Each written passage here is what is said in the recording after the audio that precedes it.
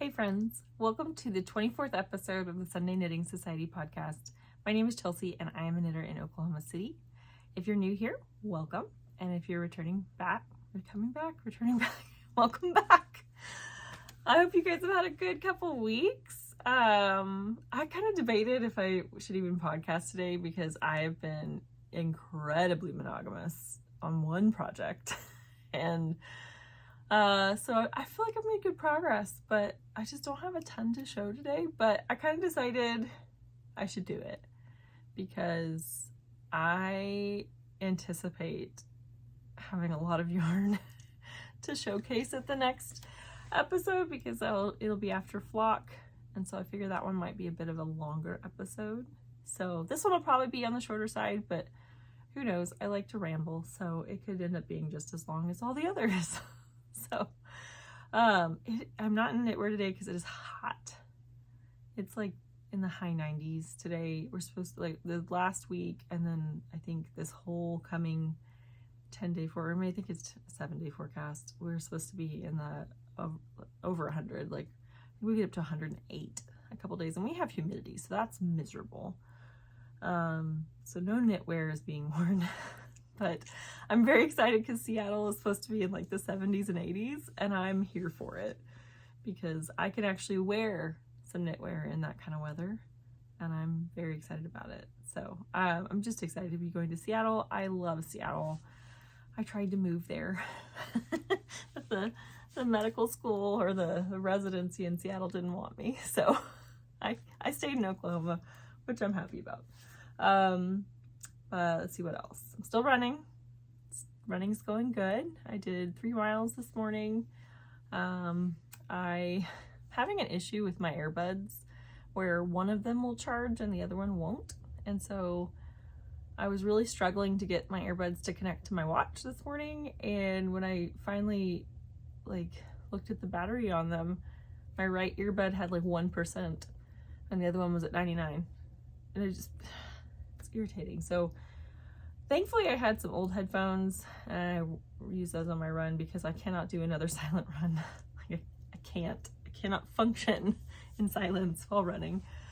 So I might have to look into getting some new headphones, but I'm kind of resisting it for now because that, sometimes spending $100 on yarn doesn't bother me, but spending $100 on headphones, it's really annoying. So we'll see if I end up doing that, but I think that's about it. So I have one FO, I have one hoe, and one whip today. That sounds really weird. Somebody who's watching this who doesn't understand knitting lingo, that probably sounded real weird. Okay, so my first FO was one that I was halfway through last time, and this is the hat for my friend Rachel. These amazing yarn bowler pom-pom. If you guys have never tried these before, the grocery girls sell them in their shop. They have this little foam button. Let's see if foam button that you lace this ribbon through. And so it's removable, but the foam button gives it stability so that the pom-pom isn't just like flopping around on top. I have a hair clip in, but I'm gonna try this on anyway. I really, really love this yarn. I love this pattern. This is the Parkview hat by Tracie Millar from the Grocery Girls. I've made a bajillion of these hats. They fit every single person you will ever knit them for. I have a giant head and they fit me easily. My friend Rachel has a lot of hair. She's got a lot of curly hair, so I wanted to make it big enough to fit over all her hair. I don't think she has a big head. I think she just has a lot of hair. But anyway, so she doesn't know she's getting this. She knows she's getting socks, but I messaged her this week, and so she's doing her residency in Utah, and she has a really hard rotation that she's going to be on over Christmas, and it's potentially a really sad rotation as well. So I think I'm going to send her a big care package right before that. She's not a knitter, or I would send her yarn, but I'm gonna send her this hat and some socks and a few other little things. So I think that'll just be really nice. And hopefully we'll keep her warm because Utah gets cold, like real cold. I assume, actually. I've never been in Utah in the winter. I've heard. And they get snow, so they must get cold, right? Do I sound that southern right now? So that's my only FO, my hoe or half finished object. I have one sock. This is my vanilla sock pattern, and this is using the Delicious yarns from Timpy Yarn, and there's their logo. I don't know if it's gonna, okay, there we go. And this was the Martian Sunset, and then this was an unnamed mini. So there's the mini, and I've started the second one, but this one, I was actually making good progress on it. Unravel that a little bit. Ooh, trying to drop it on the ground. Started the second one. So one thing I will say, so I started knitting these on a 1.5, US 1.5, which is my normal sock needle. But they felt huge, like they felt way too big. And so I thought, okay, I'm gonna go down to a 1. This is thinner yarn, whatever. But like, this feels like thick. There's like no drape to this at all. I don't know if you can tell that in the sock, but it's stiff. It does stretch pretty well, and it's a thick, like, look. Sorry guys. I was demonstrating the drape. It doesn't have good drape. I haven't washed this yet, so just as a rule, I never block the first sock until I'm done with the second sock, because measurements will change.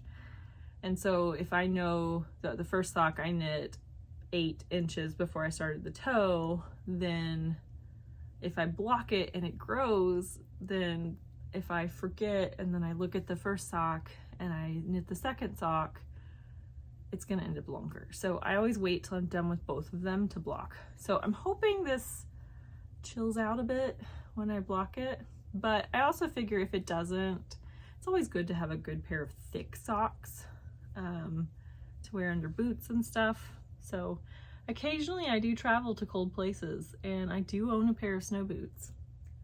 So it is nice to be able to wear thick socks under your snow boots. But that's kind of my like purse knitting project.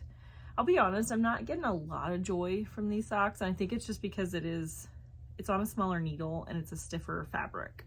And so it's not a careless knit, in the sense that like I can't just not, like, I have to pay a little bit of attention, because it's easier for me to slip a stitch or drop a stitch, because it's so tight, and it does kind of hurt my hands after a while, so I do have to kind of be careful with that.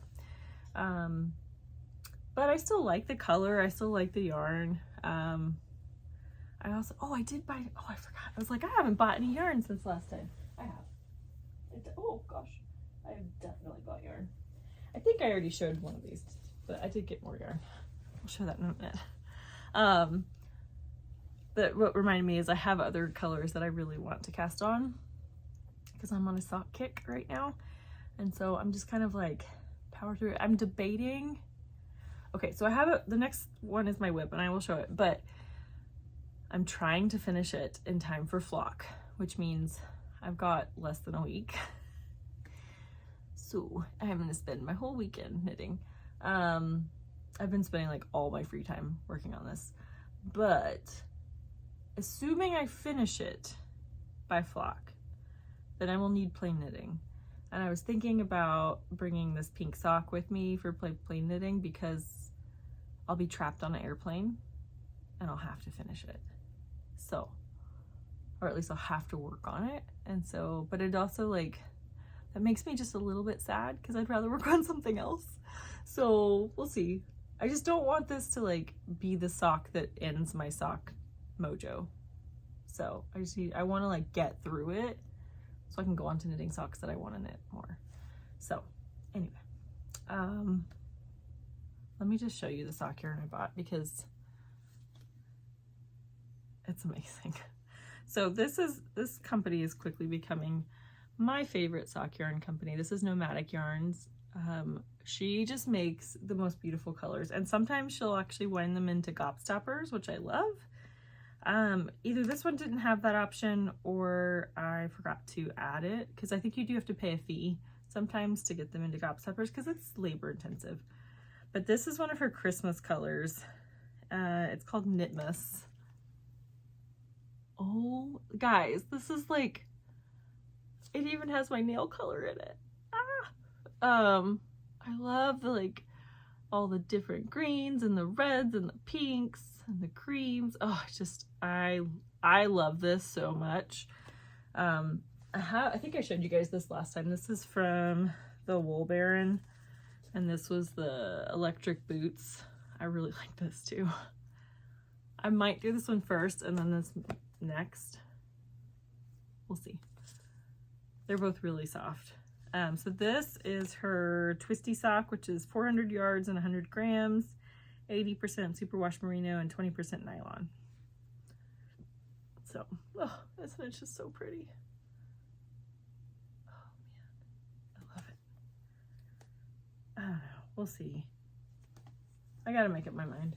I gotta get through the pink sock first, because I'm not going to leapfrog that. I'm not gonna like not finish it to go on to another sock, because my brain like really doesn't like the idea of that.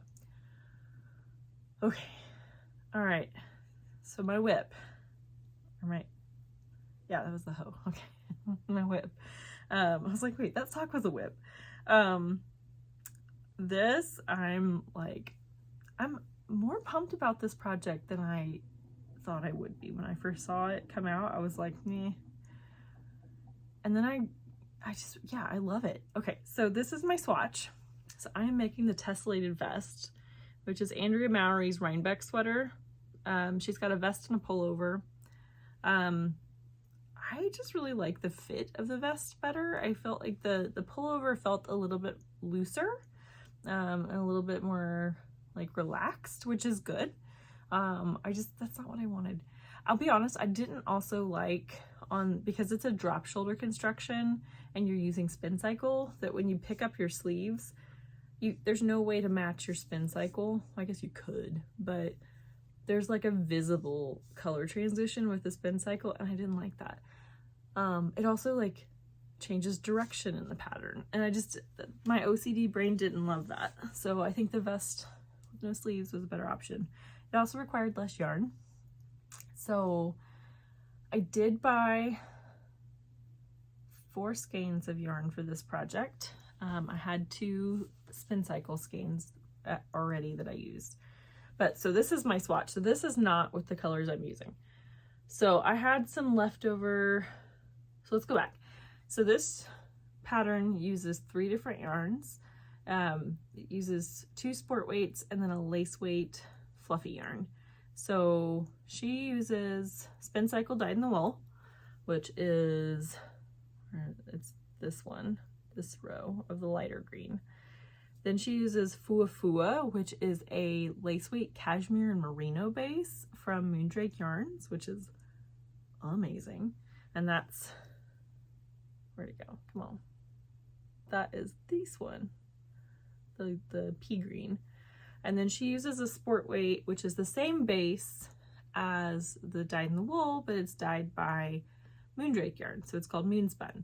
So I had some leftover from last year from the Alpenglow of the dyed in the skein, which is the Magpie Fibers version of Moonspun. And then,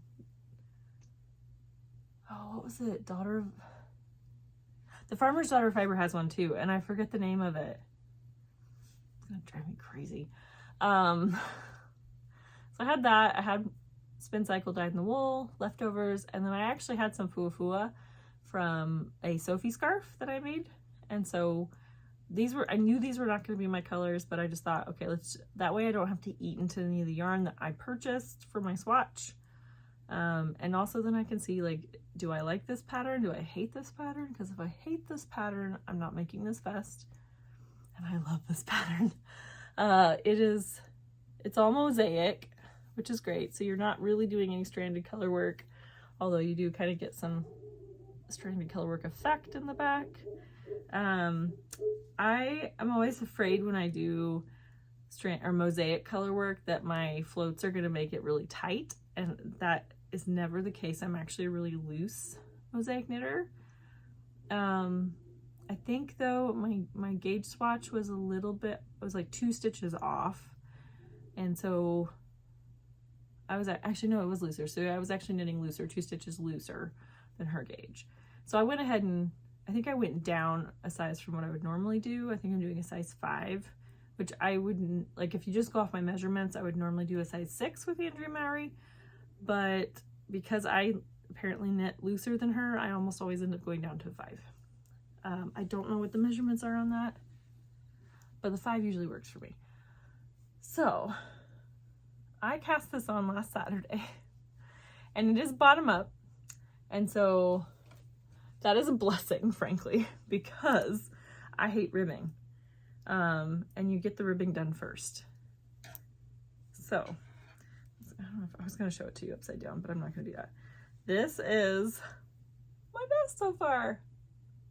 I love it so much. It's giving me this like back to school. Oh no, drop stitches. Panic, panic, panic. I knew that was going to happen. I need to be careful with that. Okay. It's giving me like back to school academia vibes, and I love it. Okay, I gotta stop spreading those stitches out. I'm gonna drop more stitches. Okay, we're gonna do that. So I am using, my main color is Lichen in Moonspun, which I love Lichen. This is my second project I've knit in it. My Sophie scarf is also in Lichen, and I love it. My spin cycle is Ghost Ranch, and then the fluffy yarn, the Fua Fua, was in Sea Glass. So let me put this down real quick. So this is the Moonspun yarn,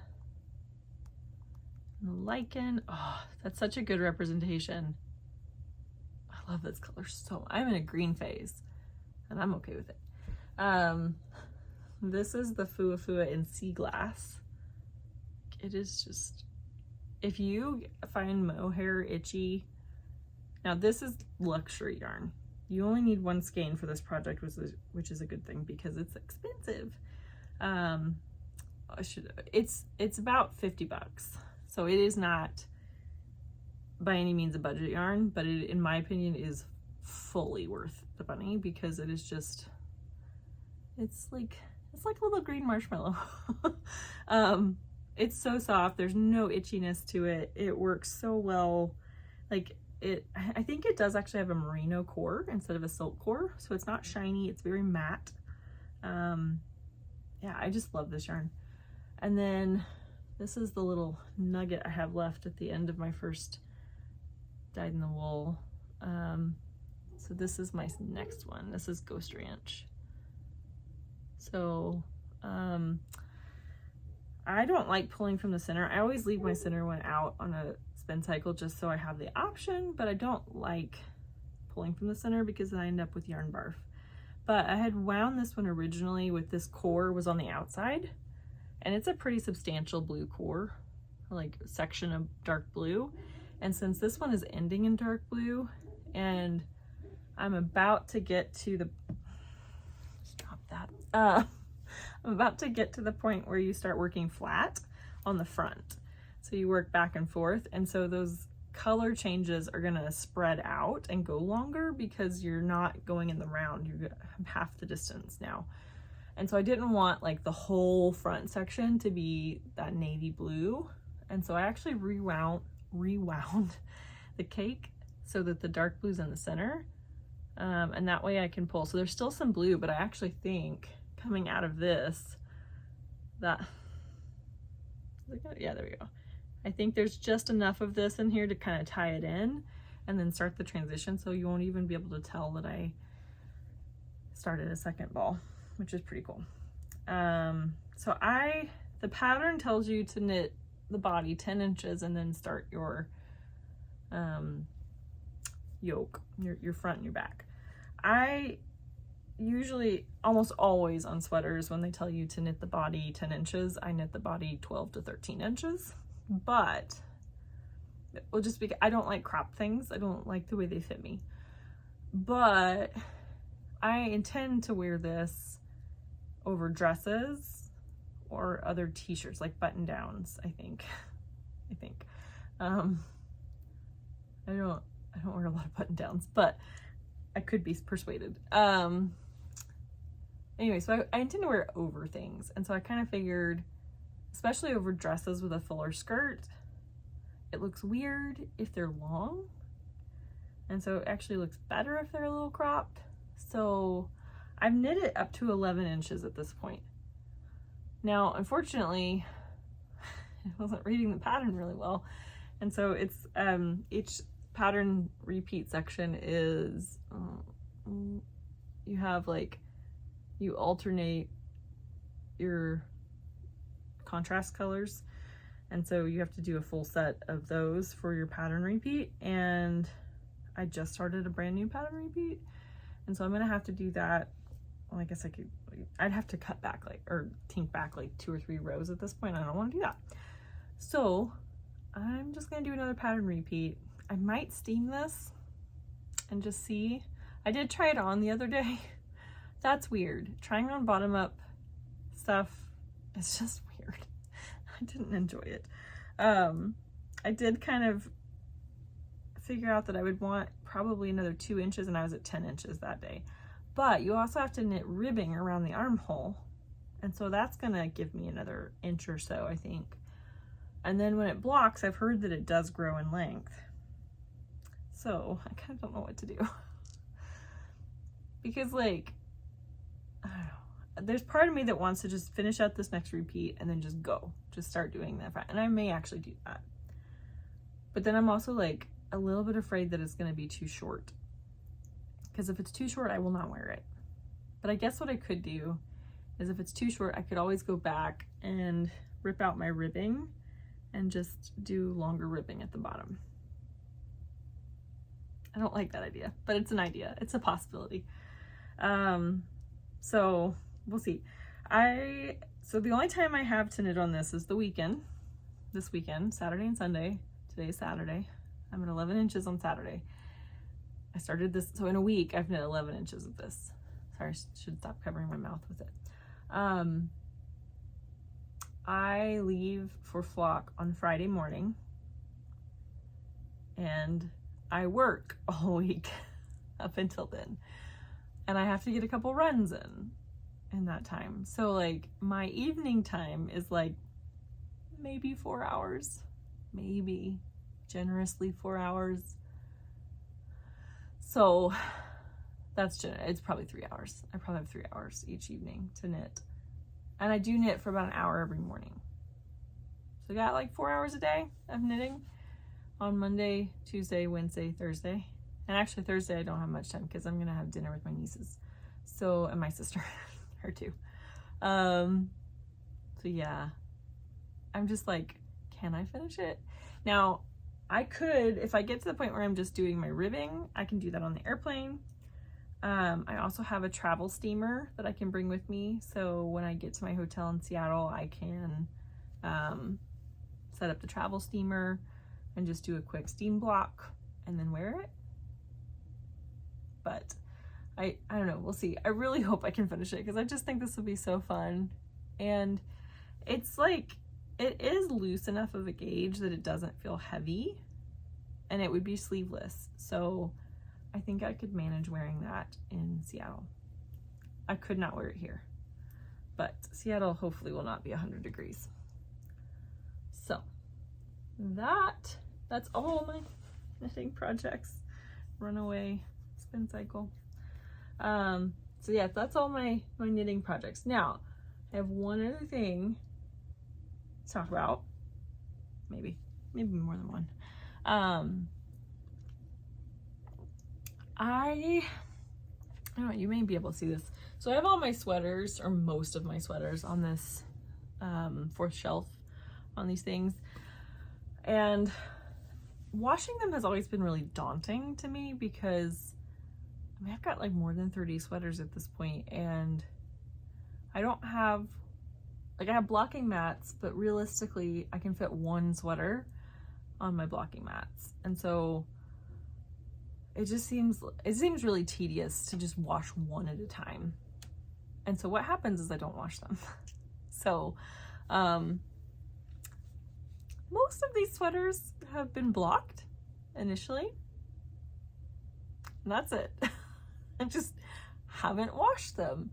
And I know that's bad because I know that puts me at risk for moths, and it also just smells bad after a while, and it's probably not good for the knitwear to never be washed. And so I was trying to think, okay, how can I do this? And I thought, okay, I think realistically for me, washing them one by one, that's just not going to happen. I'm just not going to do it. And also, like, it takes a few days for it to dry. Now, summer is the best time because my house is warmer, and so it probably will dry, like it would dry in 2 days, as opposed to sometimes in the winter it takes like 5 days for something to dry. But it was you know, that's 3 sweaters, I guess 3 sweaters a week. So I was like doing the math on that, and I was like, oh, it's like my whole summer washing sweaters. So I decided to wash them in bulk in my washing machine, which was scary. But I looked at my washing machine, and it does have a hand wash / wool cycle, which is very gentle, and you can actually have it not do the spin cycle at the end, so not, you know, agitate it more.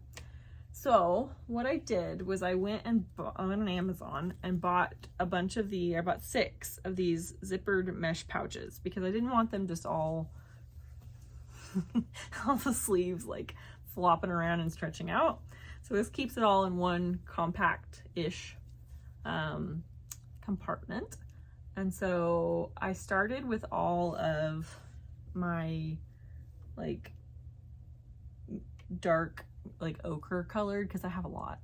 So I had 6 sweaters that had like here, I'll show this one. Like this was one of them. So this kind of color family, I have 6-ish sweaters in these, and I put them in their little mesh bags. I put them in I just realized, okay, so anyway, I put them in the washer on like cool, not like all cool cycle, no heat, wool wash cycle. And then when they came out, I laid them out.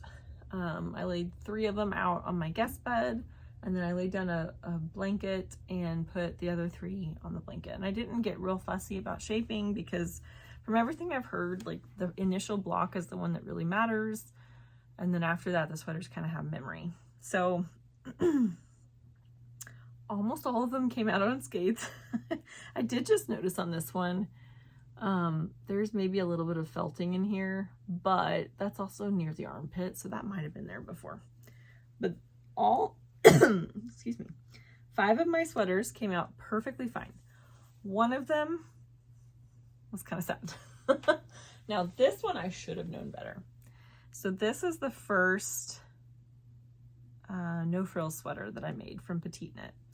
I made it, what was the yarn I used?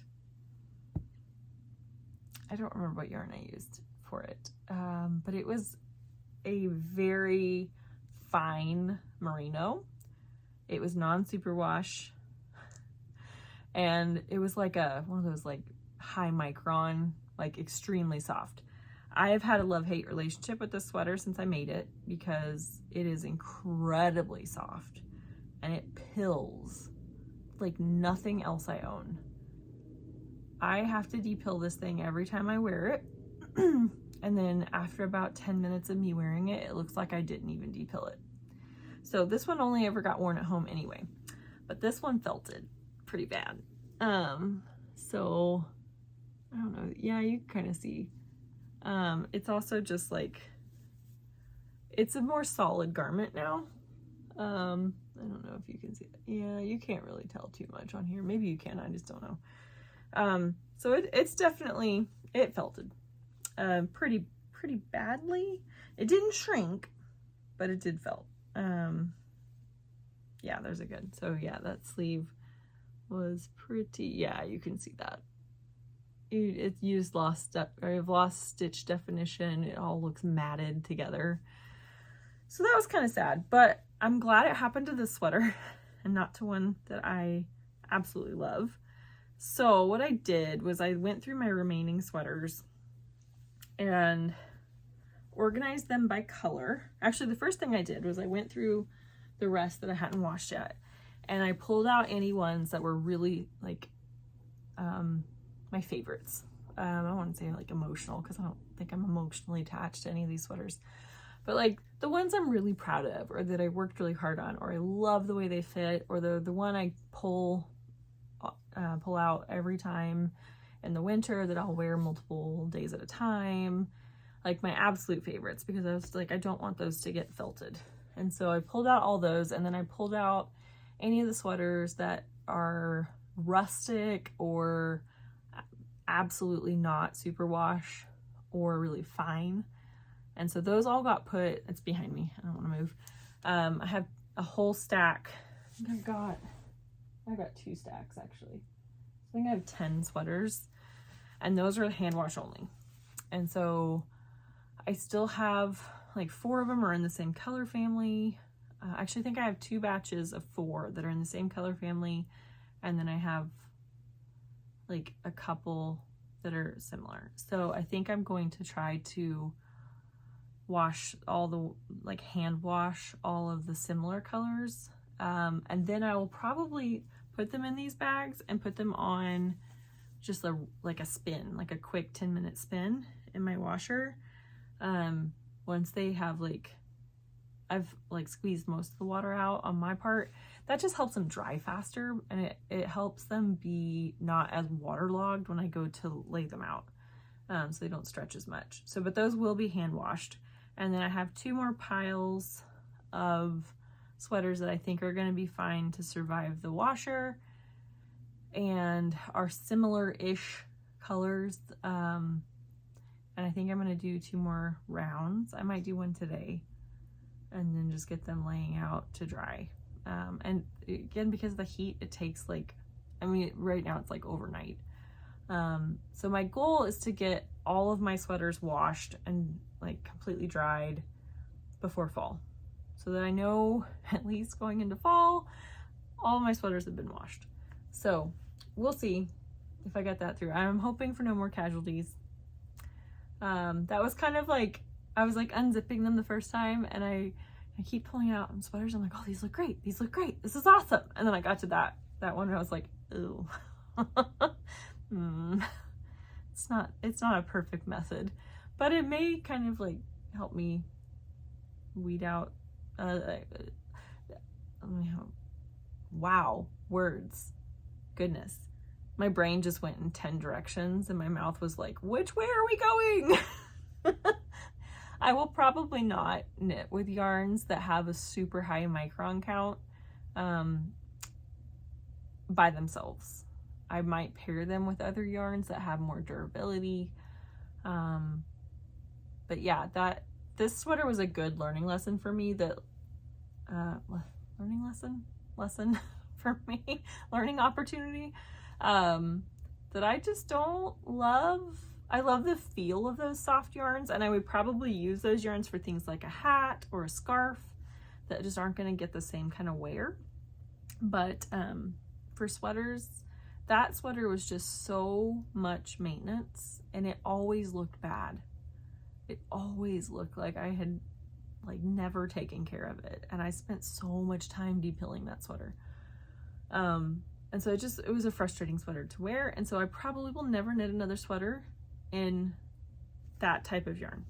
So that's just a good lesson, but I will also never wash something with that fiber content in my washer. All right, that is all of the yarniness today. So it's a shorter episode.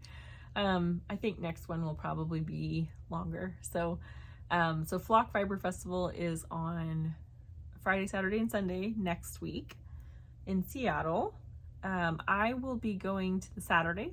I have to leave on Sunday, so I also have to rent a car to get up there, and I debated taking the bus. I'm not as familiar with public transit just because I never take it here. And it was gonna be like an hour each way, and that just didn't sound appealing to me. So I rented a car. So I will drive up there and back on Saturday. I'm going to go to Lamb and Kid on Bainbridge Island on Friday. So I get in around lunchtime on Friday. And I figured their shop is open till 5 that day. And so I think I might actually take my knitting with me and just take the ferry over there and do a little bit of yarn shopping and then sit. If it's not super crowded, I may actually just like hang out and knit, because it looks really fun and really pretty. And even if I don't buy yarn there, which I will, but even if I didn't, I would want to go see it just because it's such a beautiful shop. Like, all the videos and pictures I've seen from there, it's been on my bucket list for a while. Plus I love taking the ferry. I did it a few years ago. Ooh, it was like 2018. Actually, ironically, we had a conference out there in 2018 in Seattle, and I had taken the ferry over back when Church Mouse Yarns still had a brick and mortar. And so I went and saw Church Mouse Yarns. But that trip was actually when I did like an informal interview for my current job, which was kind of fun. So, good memories in Seattle. I love Seattle. But yeah, so I hope to see, if any of you are coming to Flock, I hope to see you. I'm actually really looking forward to that part of it. Again, I'll probably be awkward. It is what it is. I'm an introvert who likes people. So I enjoy being around people, but I get in my head a lot, and I will probably leave like replaying things that I've said. That's okay. That's just, that's inevitable to some extent, but I'm really looking forward to putting some faces and hopefully names with handles. That's one thing I'm like, maybe I should study people's actual names with their handles, because I'm gonna see people and be like, ooh, I only know your handle on Instagram. What is your name? So that's gonna be fun. I will probably respond if anybody calls me Sunday. Maybe. But my name is Chelsea, in case you forget. But yeah, I have a yarn budget. We'll see if I stick to that. I don't need to buy a lot of yarn, but I have a couple things earmarked that I want to get while I'm there. Yeah, so we'll see. I'm like, I need a plan. I need to have priorities that I want to buy while I'm there. And then if those are gone or sold out by the time I get there, then I'll go down to the lesser priorities. But I did that with Rhinebeck too. And honestly, I went nuts at Rhinebeck. I need to not do that again.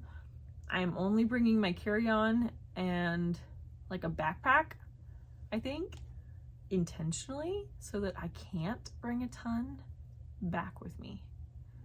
Even though in my brain right now it's saying you could still mail it back.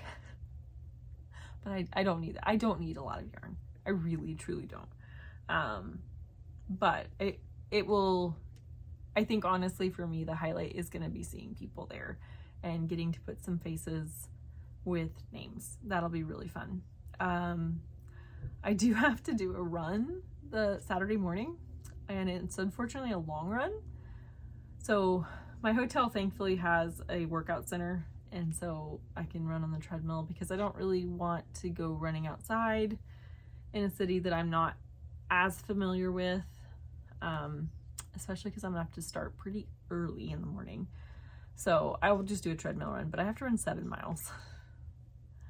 So thankfully there's a time difference between Oklahoma City and Seattle, and it's in my favor. So me waking up early is gonna be extra early in Seattle. So I think it'll be fine. I'll just wake up a little bit earlier than I would have normally and go do my run, and then have plenty of time to cool off. The other nice thing is my hotel, I'm staying in downtown Seattle, because I love it, and I didn't want to stay up near festival. So so like 3 of my favorite restaurants are literally, one of them is directly across the street from my hotel. And then the other 2 are like a very quick walk. So that's really fun. So I think I'll maybe stop and get something to eat. If any of you want to like hang out while we're there and you want to reach out to me ahead of time or something, feel free. Like, I'm pretty flexible. Aside from going to Lamb and Kid, which I would love if any of you want to come with me. I would love it if you came with me. And if any of you want to eat together or something like that, I would love to do that. But yeah, just reach out to me on here. If you want to like meet up and grab something to eat or something. If any of you want to run with me, you can't. I'm not running with anybody. I am a solo runner. Mostly because I'm slow. I'm in my head the whole time, and I look like death warmed over when I run. And I just would like fewer witnesses to that. So no, we can't run together. That one's out. But yeah, if you guys want to like grab a meal together or hang out or whatever, shoot me a message. I'd love to meet you. I think that'd be really fun. But I think I will record another podcast either like the week after that or 2 weeks after, probably the week after that. I have some friends going to Norway and they're bringing me back yarn. So I don't remember when they're getting back, but I think it'll be after the next podcast. So, that's okay. We'll get to string out the yarny goodness. Yeah, that's about it for me. I will see you guys back in a couple weeks, and I might see some of you next weekend. So have a great couple weeks. I hope you get some good time to knit or crochet or spin, which I haven't done any of. And that you guys just have a good, relaxing couple weeks. I'll see ya.